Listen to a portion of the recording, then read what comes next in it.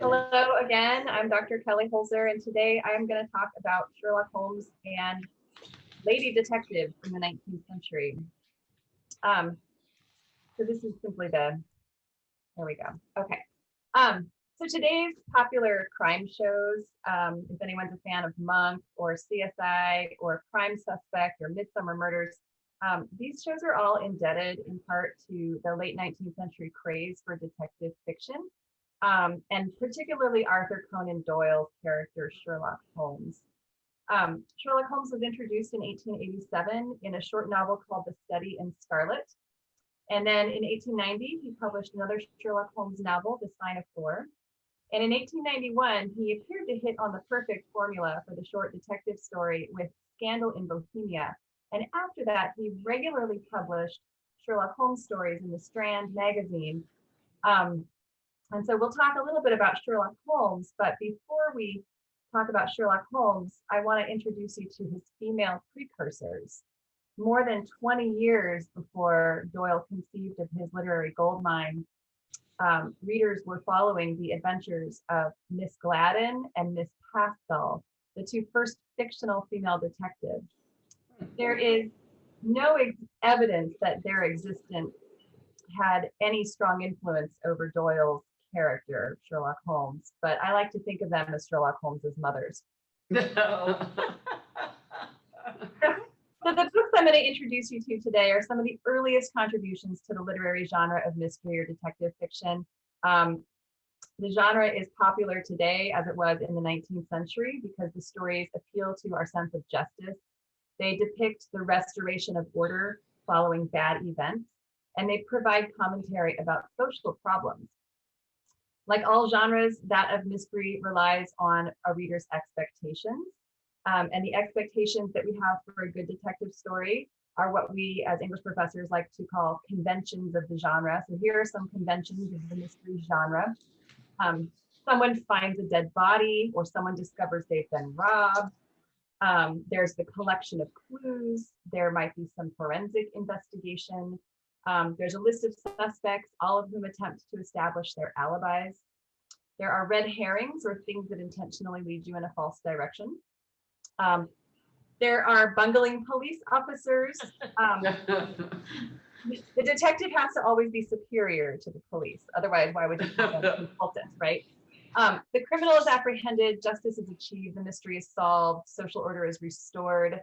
The detective character is usually a highly exceptional, very analytical individual, and sometimes he has a sidekick who helps him, or at least bears witness to his great deeds. So thanks to Sherlock Holmes, our conception of the ideal detective is a man who is very cerebral, a brilliant analyst. He is detached, unemotional, rejects romantic relationships altogether. He goes out into the world in pursuit of criminals. He uses subterfuge and manipulation. He puts on and discards disguises at the drop of a hat. And he occasionally resorts to violence using a weapon, or maybe even his fist. Sometimes a gun appears, right? Not very often. So here's a timeline, a history of your literary detectives. And I'll just sort of briefly go over it to give you a sense that the genre sort of evolved in the 19th century. Usually people chart the beginning of the genre with Edgar Allan Poe's stories in 1841. Oops, and I'm pretty sure I've misspelled Edgar Allan Poe. I think that's supposed to be A-L-L-A-N, but again, I don't know how to correct that on my slideshow. Oops. So in 1841, Edgar Allan Poe wrote what are considered the first detective stories, Murders in the Rue Morgue and the Purloined Letters. In 1850 in America, the Pinkerton Detective Agency was formed in Chicago, and the first female detective, Kate Warren, was hired in 1856 in America. And then in 1864, in England, the Victorian lady detective characters hit the scene with these two books, Andrew Forrester's The Female Detective and Hayward's Revelations of a Lady Detective. And then in the 1890s, you have Sherlock Holmes. 1888 is when the Jack the Ripper murders happened. 1893 is when Loveday Brooks stories started appearing. And then, of course, in the 1920s was the golden age of British detective fiction, which I'll be talking a little bit about next week. So The first plainclothes detective branch of the London Metropolitan Police was formally established in 1842. The first two women officially appointed to the Metropolitan Police Force were hired to supervise female prisoners, and that was in 1883. So there were really no female police officers in the 19th century. Women were not formally employed as detectives in England until the 20th century. But as early as 1855, women were informally employed as domestic spies, both in England and in the colonies. And working as a detective or a spy meant spying on people, wearing disguises, lying to one's friends and families, mingling with all kinds of lower class people.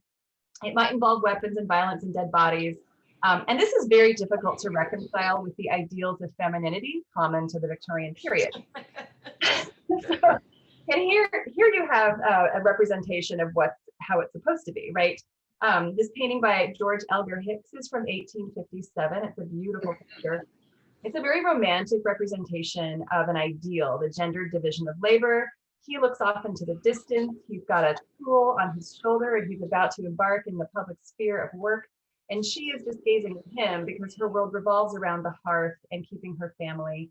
And you see this, they're in this liminal space of the doorway, saying goodbye, perhaps, as he goes off on his day. So Victorian women were supposed to be the moral center of the family, the angel of hearth and home, preserver of all that is sacred. The home is supposed to be a sanctuary free from the corruption outside, and Victorian men are supposed to be protectors and providers. So it's hard to reconcile these two, male detective and feminine ideal. Typical markers of Victorian femininity were motherhood and marital status, propriety. For Victorian women, respectable white-collar jobs included governess or teacher or ladies' companion. There were very few other professions available to respectable women. And the jobs that were available were largely located in the domestic sphere, not out in the public sphere. So this is just a list of some of the things that I'm going to talk about in this part of the presentation. Female detectives were a very unusual breed in the mid-1800s. So in many ways, they surpass the feminine ideal, but the female detective's gender is what enables them to do things or go places that male detectives cannot. And that makes them very exceptional, especially as domestic spies. The crimes and adventures depicted in some of the fictional casebooks had real life parallels. And so I'll talk a little bit about my newspaper research to establish those parallels. And the fictional female detectives eventually had real life counterparts as well. Okay, so these are the covers of the first female detectives. Yeah, these are pretty great. These are yellowback novels, and you can see the lurid colors. These yellowbacks were inexpensive pulp fiction that was marketed to a mass readership, and they were called railway novels because they were very similar to what you would buy when you are in an airport shop before to read on a long flight, right? So these were for sale in railway stalls, and people would just kind of snatch them up. And the theory is that short fiction, like detective fiction, was so popular because you could read it on a train ride, like you could read it in one sitting.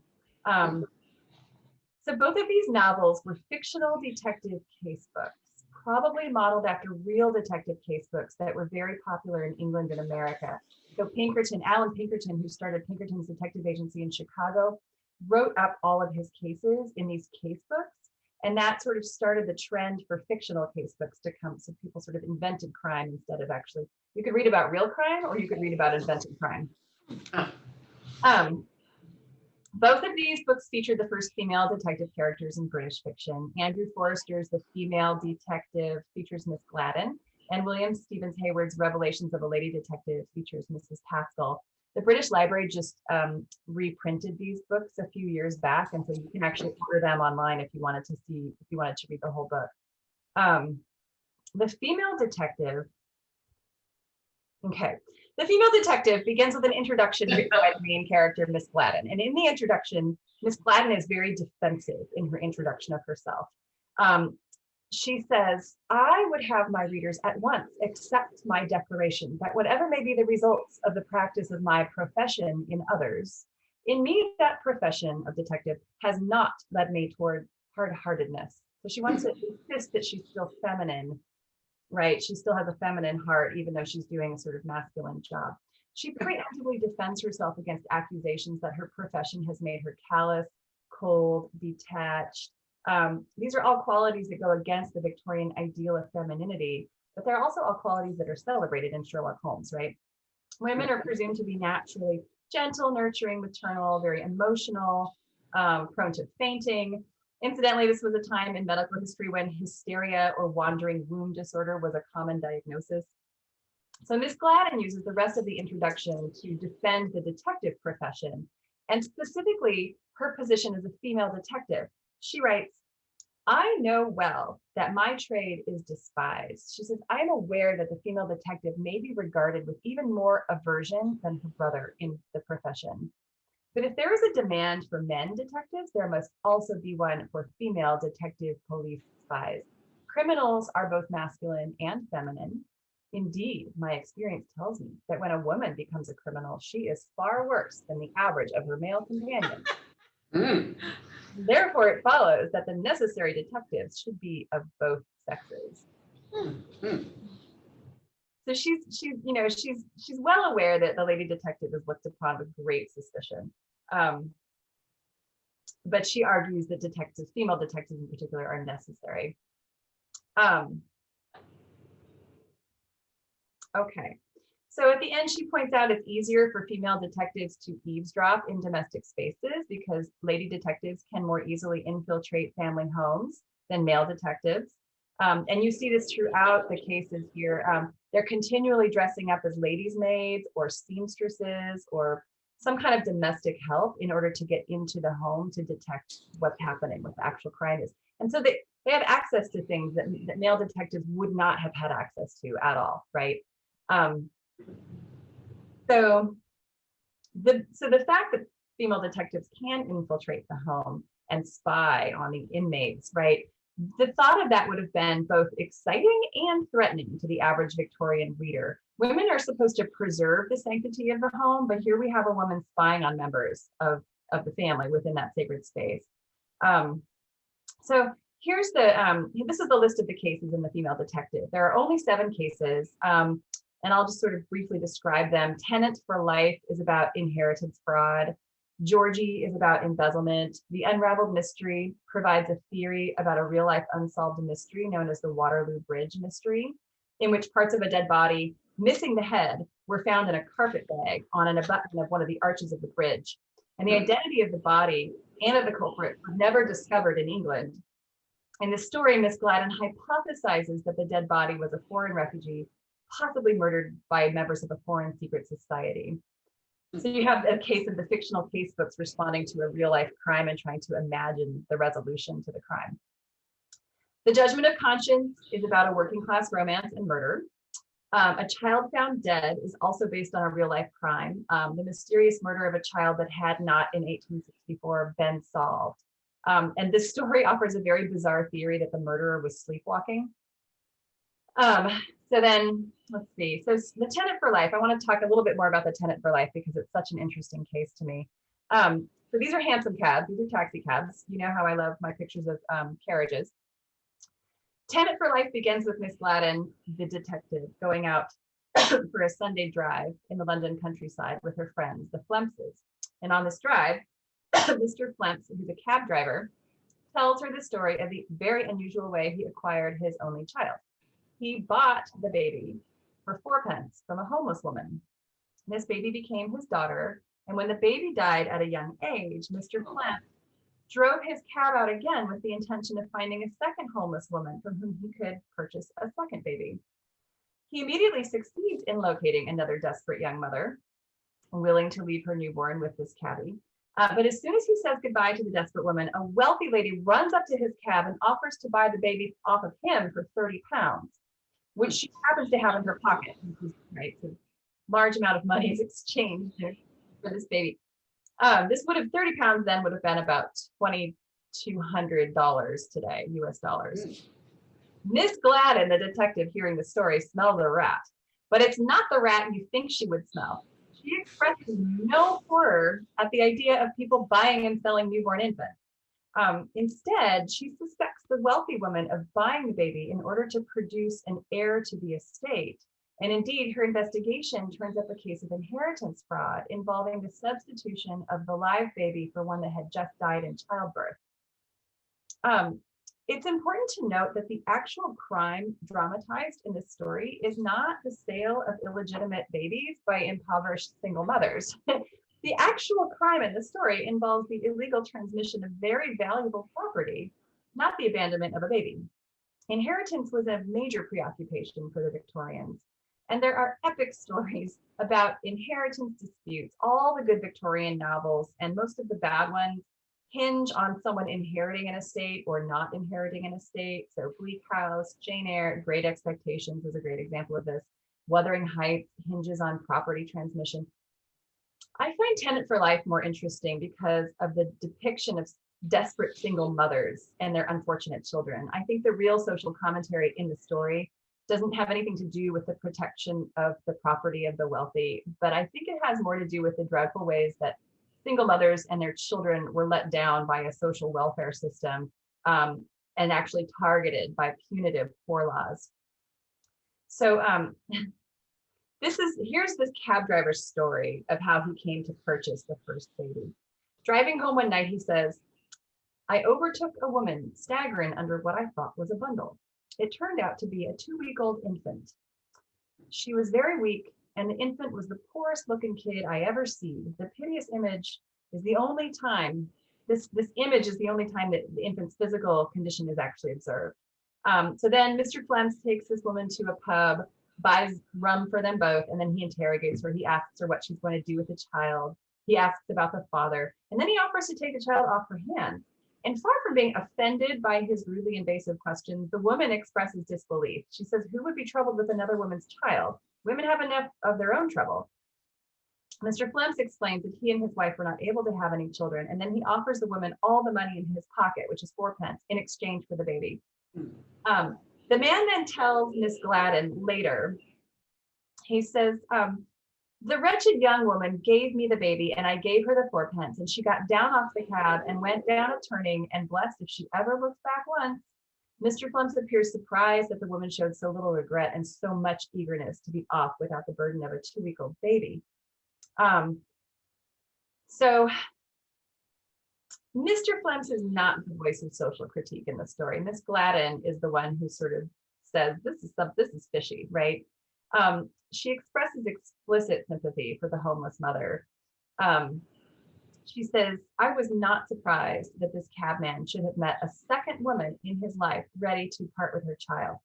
I am detective as I live, almost as much ashamed as pained to admit there is not a night passes in this large city of London during which you are unable to find wretched mothers ready to part with their children. Perhaps I should add that my experience leads me to believe that these poor women are mothers for the first time, mothers of a very short duration, and that therefore, while they have not been with their little ones long enough to be unable to separate from them, they are still under the influence of the horror of their position and consequent dread of the child, which is the result of their memory of a time when they were free and respected." In other words, the young women are mostly seduced servants and working girls.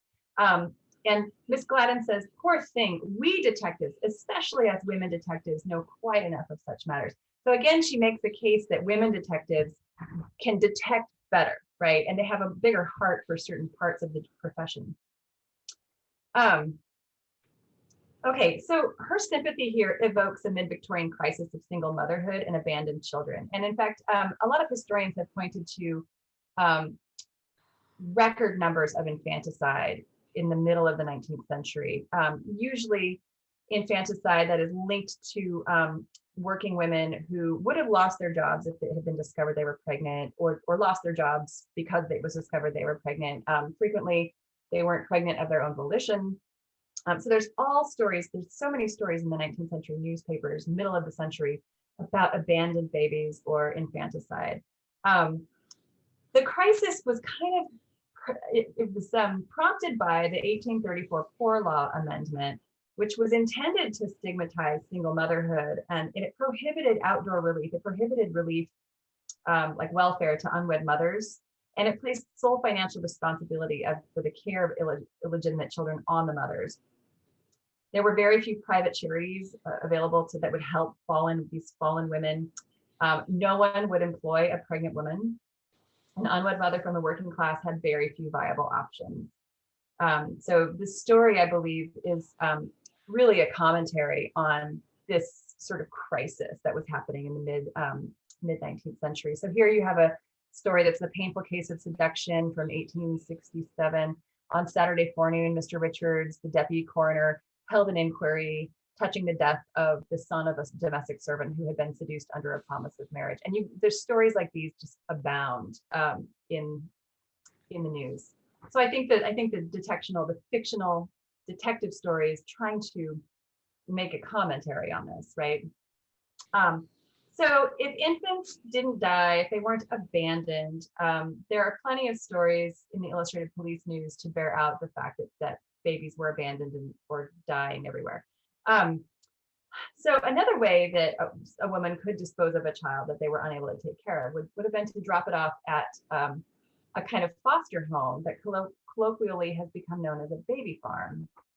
Foster homes were private homes in which a woman herself, who was a businesswoman, would act as a wet nurse, advertise and take in infants for a fee, either a lump sum or a quarterly or weekly payment. In the best cases, the infants were reclaimed when the mother got back on her feet, or the infants were adopted by another family. And this was a time before adoption was regulated or socially approved of. Adoption was a highly unusual practice at this point. In the worst cases, the mothers never bothered to return, or the infants died under the care of the foster mother. And some of the women running the foster homes were actually criminals who simply wanted to collect as much money as possible while giving the infants as little care as they could get away with. And so this is a story from the Illustrated Police News, 1870, of the well-known baby farmer called Margaret Waters. And she was charged with 5 counts of willful murder, along with neglect and conspiracy. She was said to have drugged and starved the children she was supposed to be caring for. This is very dark. I guess it's Halloween. Sorry about this. So anyway, she was publicly hung in 1870 after this scandal sort of broke. So justice being accomplished in real life here. So let me take the opportunity to remind you of Miss Gladden's own words. She said, when a woman becomes a criminal, she is far worse than the average of her male companions. So I guess here's evidence of it, right? A quick aside, this is the Illustrated Police News. It is one of the most fun newspapers to browse, and it's available in the British Newspaper Archive. And it's basically the first English tabloid paper. It was a weekly publication that married the informative weekly penny newspaper intended for a mass readership with the sensationally atrocious stories of penny dreadfuls. So we would take a story and they would send it out for illustration, and it would come back this unrecognizable scandal. Really, really fascinating reading. The front page is usually full of original illustrations. The second 3-4 pages contained mostly pirated news stories, pirating news stories was a regular practice for Victorian journalism. There was a police beat listing crimes in various neighborhoods. Sometimes it had a legal advice column. Most of the run of the newspaper has been digitized, and it's really worth getting a subscription to the British Newspaper Archive and just entertaining yourself with some of the crazy. Okay, to the second fictional detective casebook, Revelations of a Lady Detective. So this is you can see already that this is a very scandalous figure. She's smoking a cigarette. Her petticoats are red, and she's showing you her red petticoats. She's giving you a very suggestive side glance, right? All of this would have been perceived as extremely daring behavior for a Victorian lady. And she really does live up to the daring lady depicted on the cover of the book.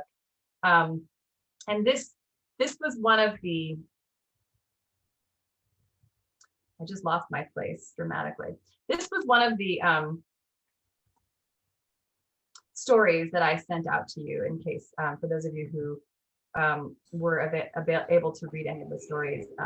The Mysterious Countess, I believe, is one of the ones that I had sent you. I hit the wrong key and now I lost my place. So there's, these are the cases in the Revelations of a Lady Detective. The Mysterious Countess is about a bank robbery. The Secret Band is about a secret society of Italian political refugees.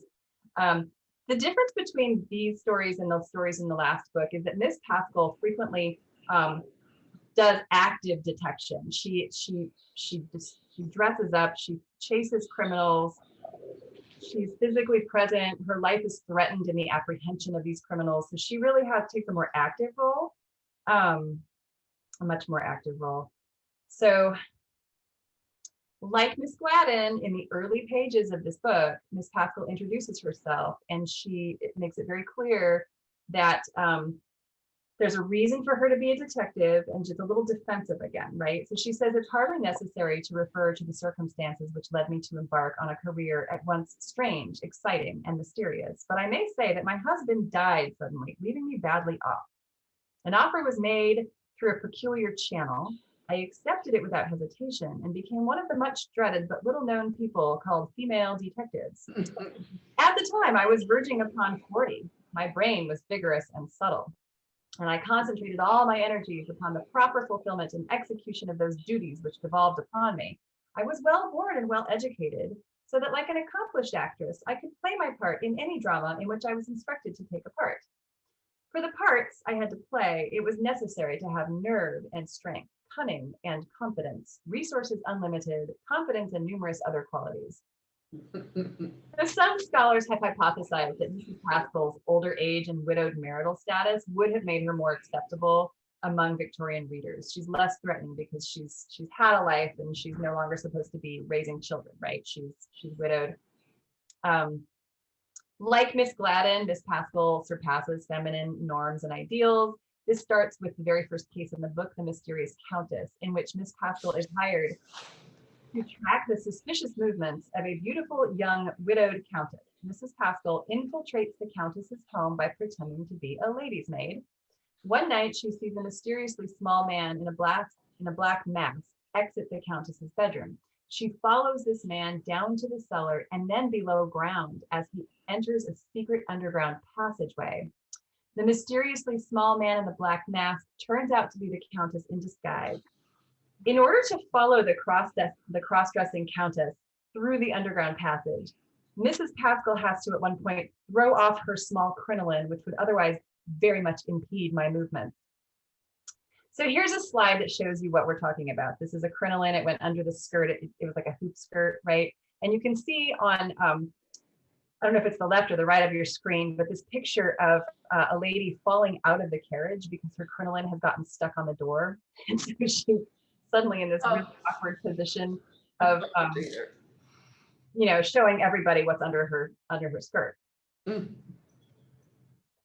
So for Mrs. Pascal to pause before running after the criminal to take off the crinoline, taking off her feminine undergarments in order to traipse around what is essentially a sewer is very practical, but it's highly symbolic also. Through this gesture, Miss Pascal throws off the restrictions of proper Victorian femininity in order to better do her masculine job. So the action suggests the incompatibility of being a proper Victorian lady and an effective detective at the same time. Mrs. Pascal's change of dress is not unlike that of the Countess, who has donned men's clothing in order to commit a masculine crime. Mrs. Pascal follows the Countess to a bank vault, which the Countess has methodically been relieving of its bars of gold in order to support her lavish lifestyle. So she's basically been robbing this bank regularly, right? Once the Countess realizes she's been caught by Mrs. Pascal, she commits suicide by consuming the poison hidden in one of her rings.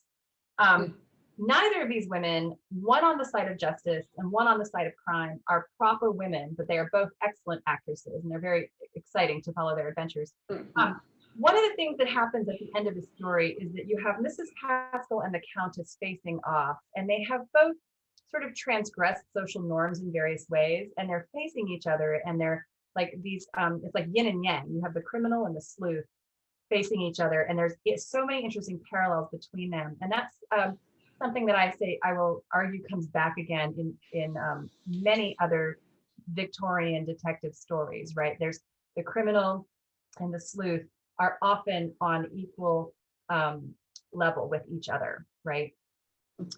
So Mrs. Pascal's ability to act a part, to don a costume, and lie through her teeth in order to pursue justice is amply demonstrated in the other cases in the fictional casebook. And this is a trait, the willingness to sort of break a rule or to be deceptive is a trait we see in Sherlock Holmes' The Lovely Book as well. And so there's always that interesting irony that the sleuth has to himself or herself commit crime in order to solve crime, right? That's something I think is very interesting because it suggests that some crimes are acceptable because there's a bigger, better end to them, a bigger motive. I think that's something detective fiction plays with quite a lot sometimes. So now I want to introduce a real counterpart to these early fictional female detectives, and that is Kate Warren, Pinkerton's first female detective.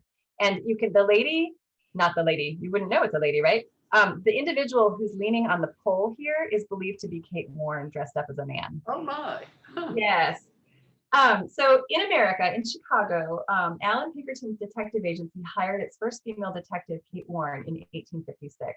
There are lots of good books, some biographies, which are more authoritative and many which are less authoritative about Kate Warren. Alan Pinkerton had published, as I said, a number of his own cases as detective stories, and his books had titles like The Gypsies and the Detective, or The Molly Maguires and the Detectives. He introduced Kate Warren in his first book, The Expressman and the Detective, which was published in 1874. So he has an actual female detective employed by him, but then he begins to sort of fictionalize her in an interesting way. So this is his description of meeting her 2 years prior to the time of which I am now writing. This is Alan Pinkerton's narration. I was seated one afternoon in my private office, pondering deeply over some matters and arranging various plans when a lady was shown in. She was above the medium height, slender, graceful in her movements, and perfectly self-possessed in her manner.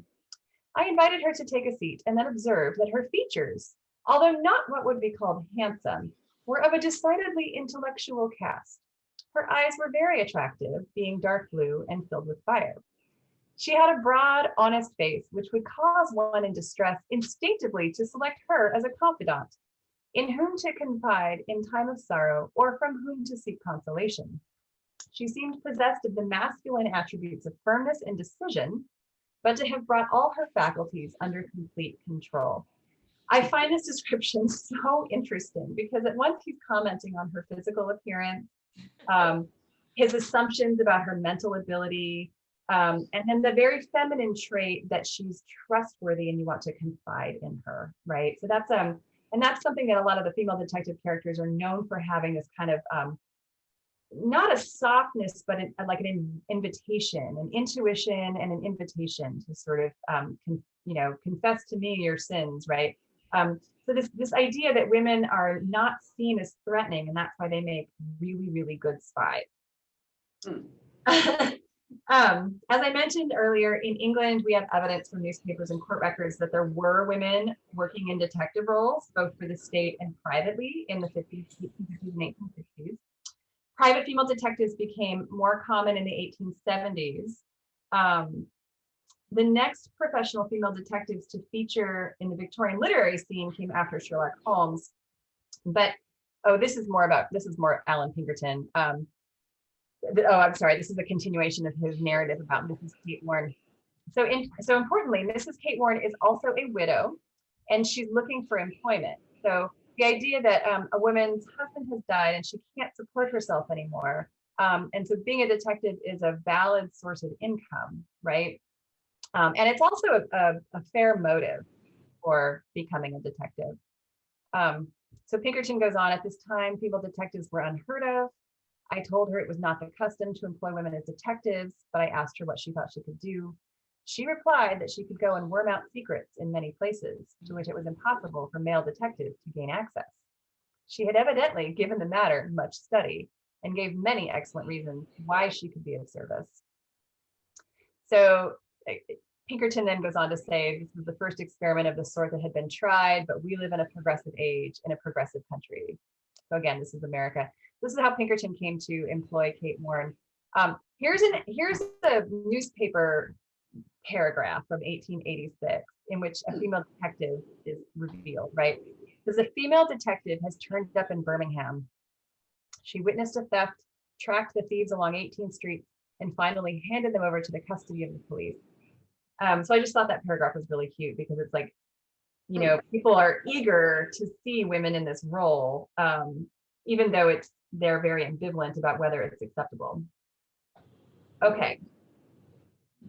I am going to switch PowerPoints now because we are moving into our Sherlock Holmes and Loveday Brooke time.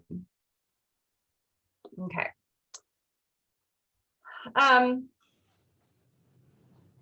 So jump ahead 20 years. Here is Arthur Conan Doyle, Sherlock Holmes's creator. He was born in Edinburgh in 1859 to Irish Catholic parents. His father was an alcoholic. His mother was absolutely doted on her child. His early schooling was in Jesuit schools, but later in his life, he became staunchly anti-Catholic. He became agnostic, and then he embraced spiritualism, especially in the 1920s after World War I.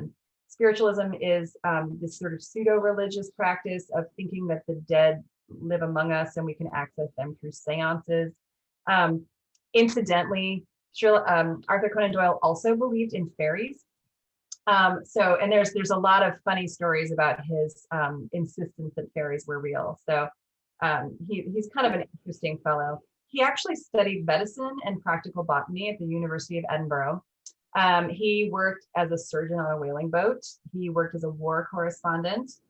He even ran for parliament a couple of times, didn't win. In England, he had various unsuccessful medical practices, but a lot of success as a writer. He wrote fiction, he wrote historical fiction, he wrote adventure stories and fantasy, as well as detective stories. He was avidly against female suffrage, did not think women should vote. And later in his life, he was knighted for patriotism, so he was Sir Arthur Conan Doyle. Doyle began writing Sherlock Holmes stories in 1887. First, he wrote the novels A Study in Scarlet, and which was published in Beaton's Christmas Annual, a special holiday issue of a very popular family magazine. The sequel was commissioned, and then he wrote The Sign of Four. And then following that, he wrote stories for the Strand magazine between 1891 and 1893. The point of view, as we all know, for Sherlock Holmes is Dr. John Watson. Dr. John Watson is the one who filters everything for us. He's the one who, he's the way that we know Sherlock. So we always get his perspective. And his perspective is initially when he first meets Holmes, he's very confused by Holmes. Later, he's disapproving of Holmes. And then, of course, in the end, he's Holmes's biggest fan. The physical description of Sherlock Holmes appears, so the way we know what he looks like, it appears in A Study in Scarlet in the second chapter. And it says, John Watson says, as the weeks went by, my interest in him, so they've just become roommates, right? My interest in him and my curiosity as to his aims in life gradually deepened and increased. His very person and appearance were such as to strike the attention of the most casual observer.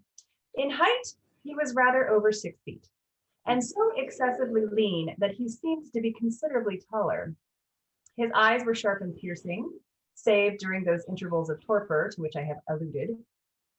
And his thin hawk-like nose gave his whole expression an air of alertness and decision. His chin, too, had the prominence and squareness which mark the man of determination. His hands were invariably blotted with ink and stained with chemicals. He was possessed of an extraordinary delicacy of touch, as I frequently had occasion to observe when I watched him manipulating his fragile philosophical instrument. So this portrait of Sherlock Holmes, Arthur Conan Doyle made it very clear that it was modeled after one of his medical professors at University of Edinburgh. So this is the description is of an actual person, and his methods of deduction also were modeled after this professor. What I think is interesting about this physical description is that Sherlock Holmes is made out to be almost a bird of prey, right? He has a hawk-like nose, his eyes are sharp and piercing. So even his physical description suggests his incredible ability to penetrate to the heart of a mystery, right? He can see right through an individual. He can read the clues. So I think that's really, he's very much kind of a bird of prey, a predator here. Also noted, he has a very eccentric body of knowledge. So he has the ability to work very hard at knowing odd, very specific things quite deeply. But then his ignorance is very shocking to Watson. And so this also comes in that early in this first novel. Watson says, his ignorance was as remarkable as his knowledge. Of contemporary literature, philosophy, and politics, he appeared to know next to nothing. My surprise reached a climax when I found, incidentally, that he was ignorant of the Copernican theory and of the composition of the solar system. That any civilized human being in the 19th century should not be aware that the Earth traveled around the sun appeared to me such an extraordinary fact that I could hardly realize it. And this is when Watson asks him, like, how can you not know about the solar system, right? And this is when Sherlock Holmes describes his brain attic, right? And if you're a fan of the new Sherlock series with Benedict Cumberbatch, they have turned the brain attic into a mind palace. It's got an upgrade in the TV show. It started out as a brain attic, not a mind palace. So Holmes tells him, and this is just, I feel like this is just a metaphor for how our memories work the older we get, right? I consider that a man's brain originally is like a little empty attic, and you have to stock it with such furniture as you choose. A fool takes in all the lumber of every sort that he comes across, so that knowledge which might be useful to him gets crowded out, or is at best jumbled up with a lot of other things, so that he has a difficulty in laying his hands upon it. Now, the skillful workman is very careful indeed as to what he takes into his brain attic. He will have nothing but the tools, which may help him in doing his work, but of these he has a large assortment, and in all the most perfect order. It's a mistake to think that the little room has elastic walls that can distend to any extent. Depend upon it, there comes a time when for every addition of knowledge, you forget something that you knew before. Right? I feel like that's so true. It is of the highest importance, therefore, not to have useless facts elbowing out the useful one. And of course, Watson's response is, but the solar system, like, how can you not know that? So then Watson makes this really funny list of the things that Holmes knows and the things that Holmes doesn't know. And it turns out that he knows everything you want to know possibly about poison, but he doesn't know anything about practical gardening. So he can tell you all about belladonna and nothing about how to grow potatoes.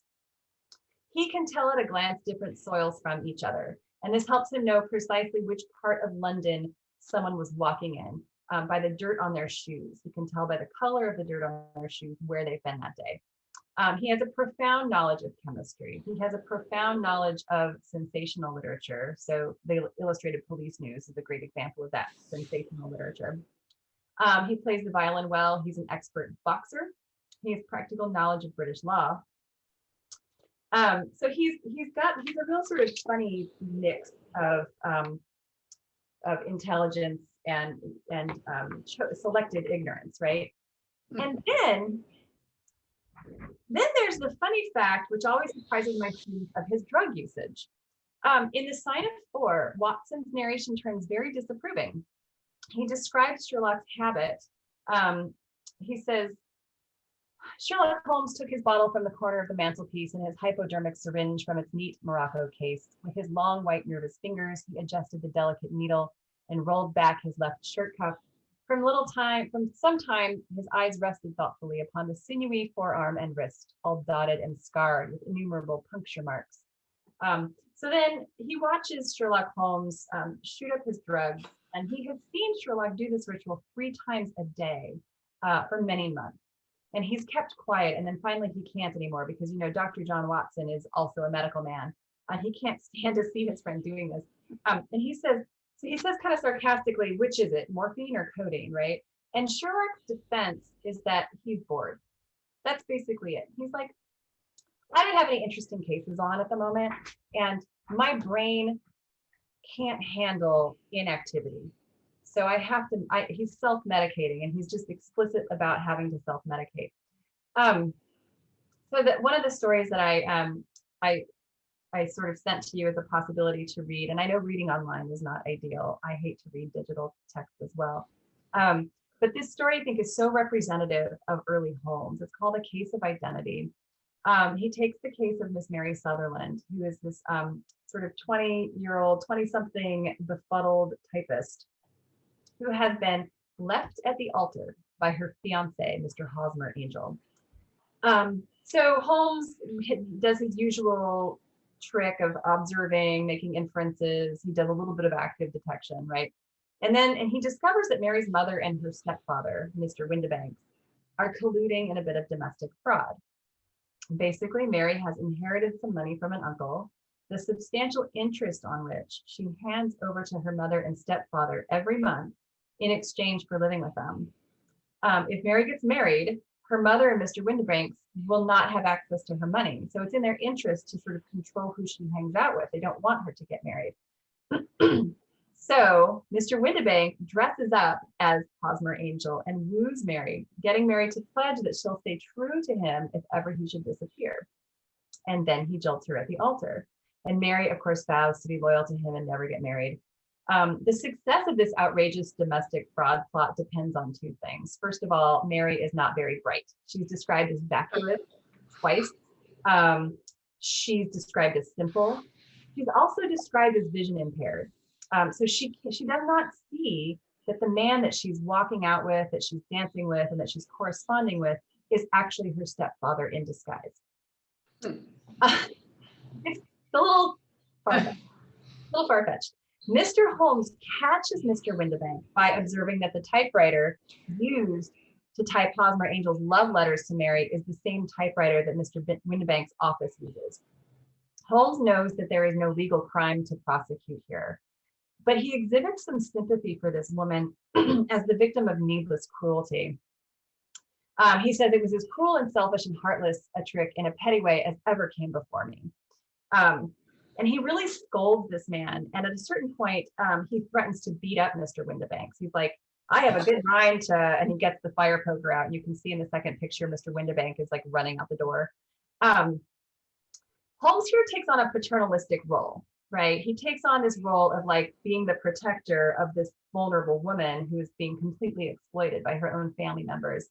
But then he tells Watson that they can't disabuse Mary of the knowledge that of this fantasy that Hosmer Angel might return. Like they can never tell her that it's actually her stepfather who's pretending to be her boyfriend.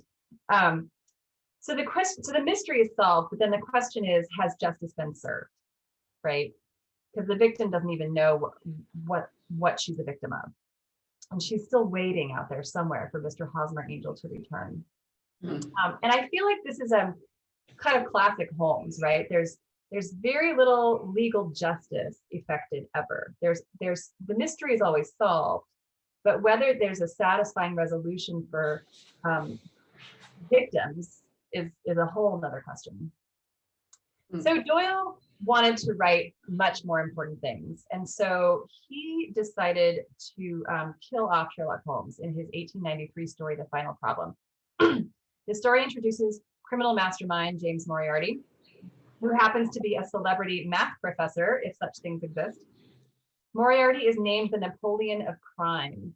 And the description that Holmes gives Watson of this master criminal could as easily be applied to himself, the master sleuth. So again, you have that interesting symmetry of the criminal and the sleuth basically mirroring each other's qualities. He says, he's a genius, a philosopher, an abstract thinker. He has the brain of the first order. He sits motionless like a spider in the center of its web, but that web has 1,000 gradations and he knows well every quiver is each of them. He does little himself. He only plans, but his agents are humorous. I think that's a really kind of fun description. So they scuffle at the Reichenbach Falls. They both fall in the end. And Doyle thinks that, in fact, he has successfully killed off Sherlock Holmes and he doesn't ever have to write a detective story again because he didn't want to. So, of course, there's a public outcry to the death of Sherlock Holmes, and he is eventually, 10 years later, invited to come back and write some more Sherlock Holmes stories. The question is, what happened to detective fiction while Doyle took a break? What happened between 1893 and 1901? And I would like to say that more than 20 female detectives were written about in these 8 years, right? In these 8 years, there were so many imitators of Sherlock Holmes. Everybody wanted to jump on this bandwagon and make money with writing detective fiction. But C.L. Purkis, Catherine Louisa Purkis, was one of the most successful of these authors. So she was married. She was at the end of her writing career when she started writing detective fiction. She was a well-established novelist.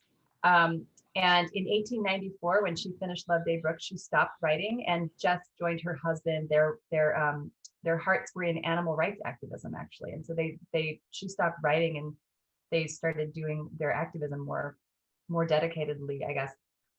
She wrote Loveday Brooke stories for the Ludgate Monthly, which was another popular family magazine. And here is Loveday. She is considered the female Sherlock Holmes. And I realize there's a missing quotation mark there. So she was, readers were disappointed in most of the detective characters between 1893 and 1901 because they had so been primed by Sherlock Holmes. Loveday Brooke enters the scene, and she is basically a female version of Sherlock Holmes. And you can see this in the description of her. Loveday Brooke at this period in her career was a little over 30 years of age and could best be described in a series of negations. She was not tall. She was not short. She was not dark. She was not fair. She was not handsome or ugly. Her features were altogether nondescript. Her noticeable trait was a habit she had when absorbed in thought of dropping her eyelids over her eyes till only a line of eyeball showed, and she appeared to be looking out at the world through a slit instead of through a window. And my students have observed that she must really look fairly hostile when she's thinking, right? It sounds like a very hostile expression. She wears only black. She's very tidy and prim. And here we have the description of her motive for being a detective. 5 or 6 years ago, by the jerk of a fortune's wheel, Loveday was thrown on the world penniless and friendless. Marketable accomplishments she had none, and that signifies that she was probably an educated upper-class woman because she lacks marketable skills. So she forthwith defied convention and chose for herself a career that cut her off sharply from her former associates. So she ends up working with Ebenezer Dyer, her boss, and he defends her.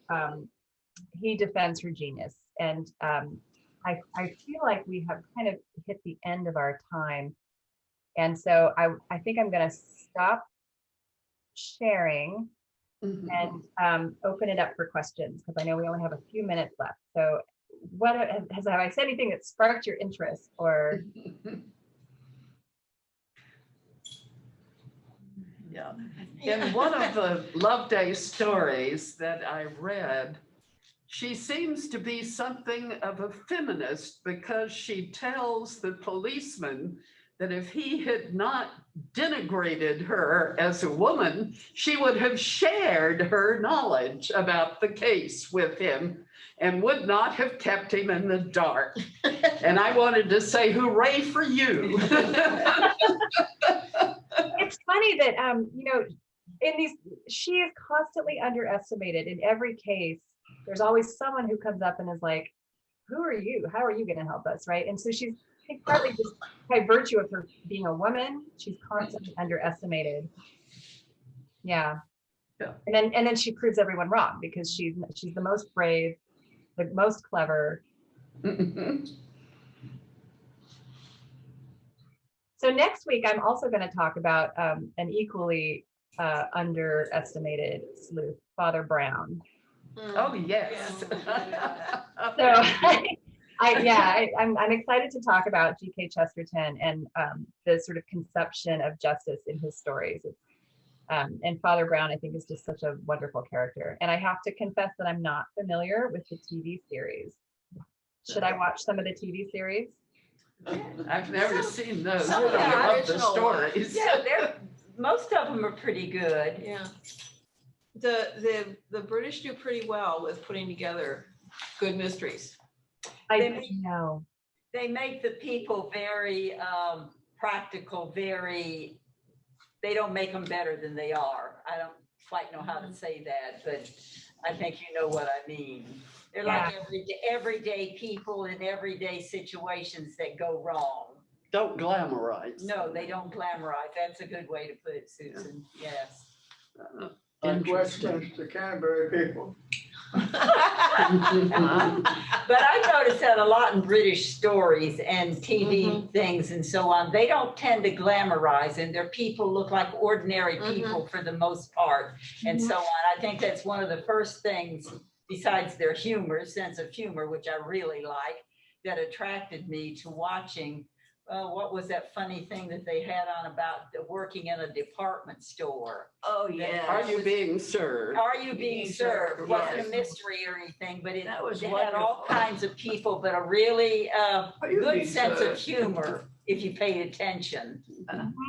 My favorite series was To the Manor Born. Oh, yeah, yes. yeah. And then is it Two's Company? As time goes by, is that what you're talking about? When it's The one about the American author who's got Oh. very proper butler. Oh, I want to say it's called Two's Company. I can sing the theme song, but I don't think.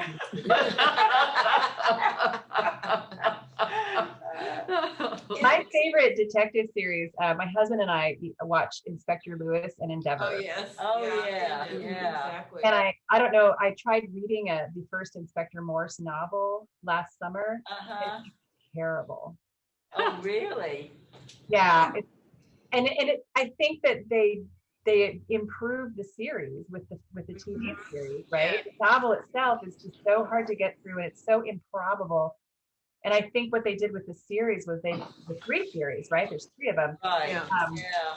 They just have done a marvelous job with those. Well, there was another British series they had where the man, and for the life of me, I can't think of either the author, who was very well known, or the name of the series, but he was a lord, but he didn't want people to particularly know. He was very practical, and he had a lady friend who always helped him solve the mysteries. I can't think of any of their names either. Oh, But it was really well done and interesting, and the books also. yeah. Well, it's not Lord Peter Wimsey, is it? What was it? Peter Lord Wimsey. Peter Wimsey. Oh, yes. Peter that was it. Wimsey. Oh, yes. Peter Wimsey, Okay, yes. yeah. That's okay. So the author is Dorothy Sayers. Yeah. Oh, yes, Oh, And right. those I think she's brilliant. Oh, yeah, yeah. She's Brilliant. my very favorite one. Why is it that the British do this so well? Because they have a good sense of humor. Is it because we're too straight-laced, you know, in terms of right and wrong, or because things are kind of a little bit twisted sometimes? Yeah, seriously. So, you know, the Brits had their cozy murder mysteries of the 1920s and 30s and 40s. You've got Agatha Christie, right? Agatha Christie, Dorothy Sayers. Oh, yeah. Josephine The woman with the Tay. South African name whose name I can't pronounce ever. Oh, yeah. Oh, yeah. You know what- Josephine Tay? And while that was happening in England, those sort of cozy, the golden age of crime fiction in England. In America, you have the beginning of the hard-boiled Oh, yeah. tradition, right? Spillane. Crime fiction in America took a completely different turn. It was gritty and dark. Right, like the one Yeah. about the falcon and so on, Yeah. And meanwhile, the I don't know. I mean, the Miss Marple series, right? Oh, yes. They're charming and they're clever, but they're also they're always resolved in a sort of positive Right, way. yeah. Yeah. And so I feel like it's just two different national strains, and it might have to do with like some kind of national character. Yeah. And they had another one on TV. He was a priest or a monk, not Father Brown, but there was another English one that they had. Brother Codfell. Maybe I think that was it. Yeah. He was a priest or a monk or something or other. I Monk, can't remember, yeah. but they were good also. But Chesterton, I think, is really good at whatever, Mhm. most anything he writes too. Yeah, yeah. I'm I excited love to talk about. mysteries. I'm excited to talk about some of the early Father Brown stories next week, and I can send those Oh. out. I think I have PDFs somewhere if you would like. For those of you who are inclined to read, you don't have to because I'll talk about the stories. Yeah, well, Father Brown is still on TV on WHRO now. They show him at 10 o'clock at night or sometimes in their afternoon things, but he's still shown. I probably should watch a few episodes before I see you next week. Or you can give me the lecture. Teach me about it. Your homework is. Watch more TV and read less books. That sounds There you good. go. We'll take it.